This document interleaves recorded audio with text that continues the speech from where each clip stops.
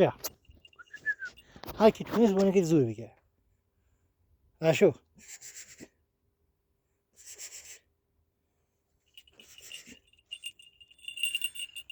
ببری ببینم چیکار میکنی. یه زور آزمایی. برو. سیاه. نشو.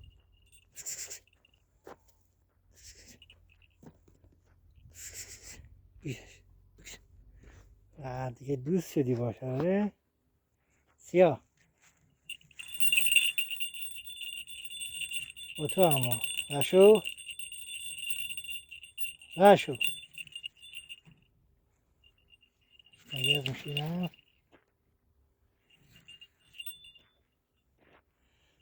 اینم ببری جونی سگ نجات خراسانی. این 6 ماهشه طوله 6 ماه 5 ماهشه. اما رشو تقریبا 8 ماه 9 میشه.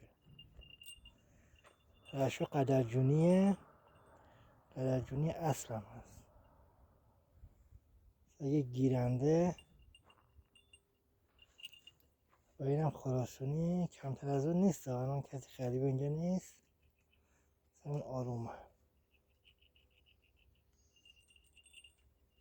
این دوتا یه سال و نیمه که بشن دیگه میرن واسه کجا؟ رقابت دعوا. دوتایی با هم دیگه پشت به پشت هم دیگه. ببین قیافشو. این خاله رو پاشو ببین. اصل بودن سگ یعنی این که این رو پاهاش از این خالخالی ها باشه. صورتش دور پوزش سیاه باشه. خالخالی باشه. زیر چشم سیاه باشه. اینا اصل بودن سگ رو میرسونه که این اصل ذاتش درسته. این طوله هنوز 5-6 ماهه ها. فکر نکنی که 1 سالشه و 2 سالشه. نه گلومم پارید. و حالا رعشو هم که سگ خوب من. بیا اینجا. بیا اینجا. کجا رفتی؟ بیا کجا میری تو؟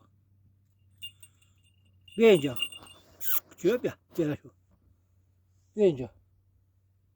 بودو بیا. چیه؟ دیگه کم کم بزرگ شده. از لوس بازیاش کم شده دیگه. سگ که میره تو 8 ماه 9 ماه دیگه اون لوس بازیای طولگیشو میذاره کنار. ببین چقدر مغرور شده. قبلا کوچیک بود تا میگفتیم رشو بودو بیا میدوید می بازی میکرد. الان نه. بیا. یا نمیدونم این پلنگیر که تازه آوردیم اون حساب حسودی میکنیم بریم پیشمون. بیا پسر بودو بیا. بیا اینجا. با تو نیستم مگه من. رشو. بیا. چیه؟ بیا. بودو بیا. دنبال چی میگردی؟ دنبال چی هستی؟ رشو.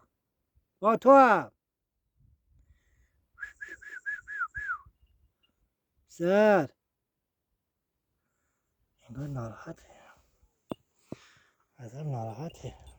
بریم شب ببری یک سگ خوش اخلاق خوب. هم طوله یا تا به تو سن اون زود قرقرو میشی ها. یکی دیگه تحویل بگیرم و قرقرو میشی ها. قهر کرده دیگه رشو.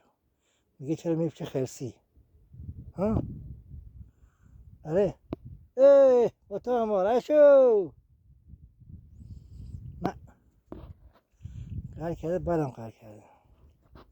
بریم ببینیم چشه.